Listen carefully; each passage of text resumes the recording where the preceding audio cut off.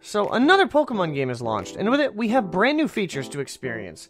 Those experiences might have you either happy as a Growlithe, or wanting to put your head into a very dirty trash can. Either way, we all have opinions of the new game, Pokemon Let's Go Pikachu and Let's Go Eevee. They have their highs and lows, but what truly are they?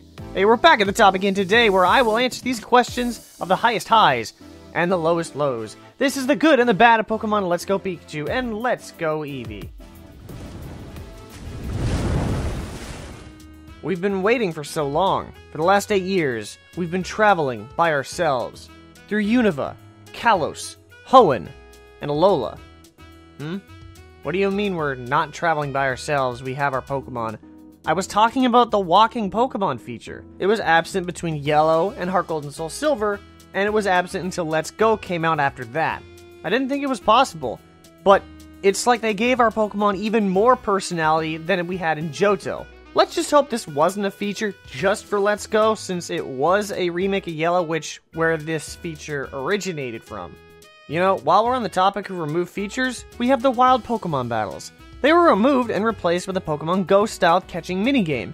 And while we'll get to said minigame later on, I want to shout out to the person who thought it was a good idea to remove it completely. I know we have them for a select few battles, but even then it's ruined. It has a time limit. I know there was a solution to have the Pokemon Go minigame and wild battle simultaneously, but they took the easy way out. Something I thought I wouldn't like, I actually adore. Having the Pokemon in the overworld gives the game that feeling like this could be real life. The Pokemon are right there with you, instead of being a surprise encounter in the grass. The hustle and bustle of the route's activity is just off the charts. Other games had done this in the past, and I don't know why I didn't think this idea would work in Pokemon. It honestly just works really great. But just like the previous wild encounter mechanic, there's also a drawback with this new one. You ever exist in a cave and you just try to move through a narrow section of the cave and oh my gosh, random Onix just appeared out of nowhere and there's nothing I could do. Yeah, certain Pokemon love to be a blockade, so either you have to wait or battle for them to move. It also doesn't help that the random encounter effect is still here under the guise of a Pokemon spawning right on top of you or in front of you. It's quite annoying. Hey, are you keeping a tally? Because I have something else that I also thought I wouldn't like. Can't imagine why I wouldn't like this, since it expands on a current mechanic. Adding in the Pokemon Go Pokeball catching minigame was a super underrated add to the games, since it adds to the game. That's the most redundant thing in this script, what the heck? Before, you would just choose which ball to throw and press your specific random button combination, praying to Arceus they would stay in the ball. My button combo was B down, but it gives that new dimension you just didn't have. Just remember to not to throw your Joy-Con through your TV though. Against one another. Alright! And that's not a problem for me because I am one of the few remaining with a working TV. Okay, that's kind of a joke, but on a more serious note, we're talking about HMs. I'm one of the remaining few to actually appreciate HMs. I didn't mind Pokéride, but something just felt off. Felt even worse with the special techniques. It just felt like a cop-out. I know that our Eevee, or Pikachu, is supposed to be this special Pokemon, but it acts too much like a Swiss Army knife when it's just a straight-up Pikachu and Eevee. They really shouldn't be that special. But don't get me wrong, I know there's a way to deal with the removal of HMs, but it really didn't work in this case. Something that keeps getting easier and easier are the games, but that's not what I'm here for yet. I'm actually here to explain how making it easier to get competitively viable Pokemon is. Compared to the past, namely X and Y, we've come a long way.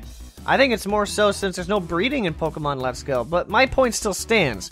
Slowly, the gap between breeders and geners continues to thin. Okay, backtrack a little bit. Something that does keep getting easier and easier are the games, like I said before. I know these games are supposed to be easy, but it really does worry me. They kept the EXP share mechanic, but it was always on. It was a permanent feature. You couldn't turn it off. So does that mean if you wanted to make it harder on yourself, well, you just couldn't. The other thing was the unnecessary nerfing of teams, specifically the gym leaders. Have you seen Erica's team yet? Her Vileplume only knows 2 moves, and it does not know a poison-type move. What the heck, brother?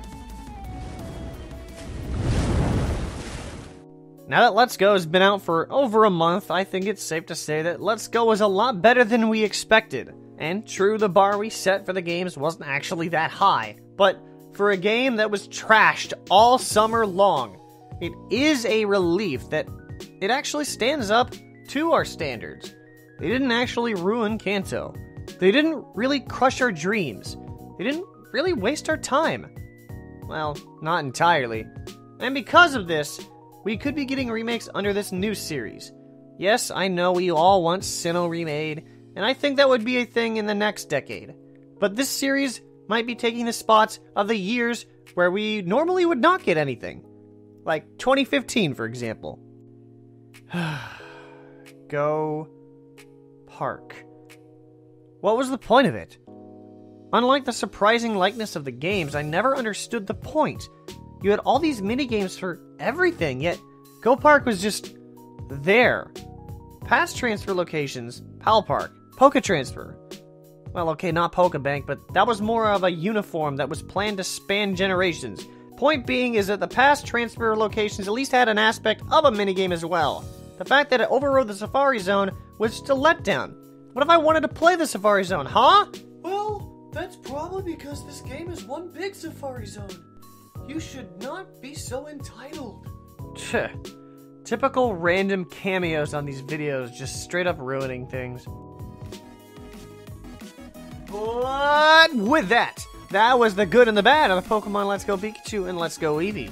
What was your favorite and disappointing feature? Let me know in the comment section below. I'll pin my favorites and send your wildest descriptions. If you enjoyed and want to climb to the top, go ahead and smack the like button as high as it can go and subscribe to start the climb today. With that, though, I want to thank you for watching, and I'll catch you back at the top later on, because that's how we do what? Don't mind the random sound effects. I'm just being a moron, as it's after 11. Woo! Turn it up to 11!